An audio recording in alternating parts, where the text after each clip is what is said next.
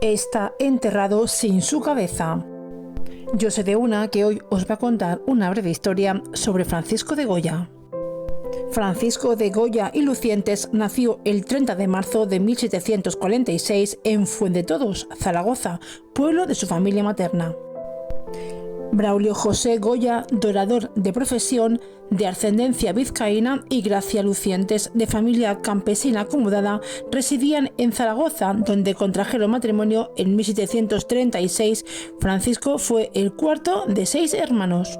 Tras la escuela en los Padres Escolapios de Zaragoza, estudió en la Academia de Dibujo de Zaragoza bajo la dirección de José Luzán. Más adelante siguió su formación con Francisco Valleu Subias. Después de sus modestos inicios en Aragón, se trasladó a Madrid en 1763, siguiendo a Valleu, que trabajaba en ese momento en la decoración del Palacio Real. Su primer encargo se trató del fresco de una de las bóvedas de la Basílica del Pilar de Zaragoza, su ciudad natal. Se casó en Madrid en la iglesia de San Martín el día 25 de julio de 1773 con Josefa Valleu, hermana de Francisco Valleu, que fue padrino de la boda. Algunos historiadores aseguran que el matrimonio tuvo 7 hijos, otros elevan la cantidad hasta los 18, incluyendo en esta cifra a varios no nacidos o fallecidos a los pocos días de nacer. De todos ellos, solo Javier de Goya y Valleu llegó a edad adulta. Goya, gracias a la intermediación de Valleu, comenzó a trabajar como pintor de cartones de tapices en la Real Fábrica de Santa Bárbara, con un sueldo de 8.000 reales de vellón al año, y para la cual realizó 63 cartones, en su mayor parte con escenas idílicas y de la vida diaria, plasmadas con colores claros y vivos, impregnadas de alegría y romanticismo. Al mismo tiempo, Goya empezó a pintar retratos y obras religiosas que le dieron un gran prestigio, hasta el punto de que en 1785 ingresó en la Academia San Fernando y en 1789 fue nombrado pintor de corte por Carlos IV.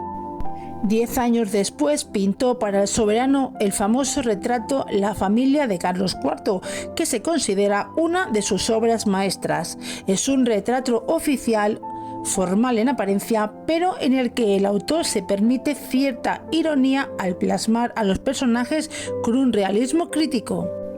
Goya trabajó como retratista no solo para la familia real, sino también para la aristocracia madrileña, y de hecho entre estos retratos se encuentran algunas de sus obras más valoradas, como La Condesa de Chinchón y las famosas La maja vestida y La maja desnuda.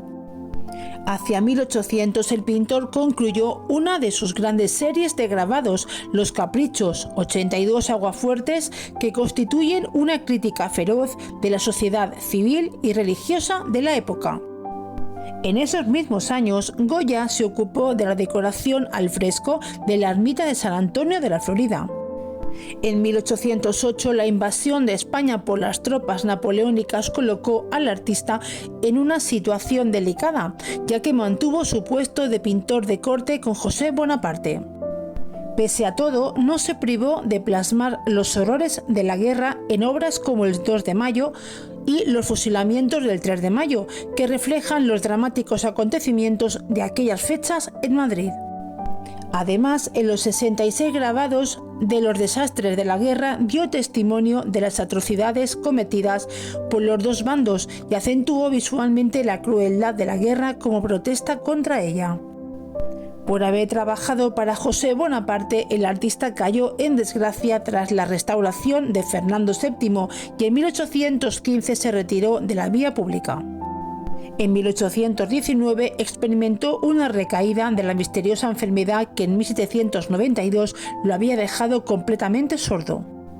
Esto, unido a su nueva vida en soledad en la Quinta del Sordo, casa que había comprado poco antes, influyó a la hora de decorar la vivienda con murales de gran tamaño sobre temas macabros y terroríficos. Estas obras, conocidas en la actualidad como pinturas negras, han contribuido con el paso de los años a la consolidación del reconocimiento del genio de Goya, tanto por su originalidad temática como por su técnica pictórica. El pintor se trasladó en 1824 a Burdeos, donde residió hasta su muerte el día 16 de abril de 1828. El fallecimiento fue como consecuencia de un empeoramiento de su estado de salud debido a una caída por las escaleras. Fue enterrado en el cementerio de la Chartreuse al día siguiente.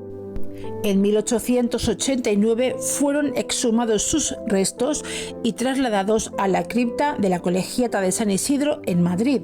Entre los restos del cadáver no apareció la cabeza. Existen varias hipótesis sobre su desaparición, una de las cuales dice que fue robada para su posterior estudio o que fue donada por el propio Goya antes de su muerte. En 1900 se trasladaron de nuevo sus restos, que fueron depositados en el Panteón de Hombres Ilustres en el cementerio de San Isidro, y por fin el día 29 de noviembre de 1919 fueron depositados en la ermita de San Antonio de la Florida, lugar en la que se encuentran actualmente.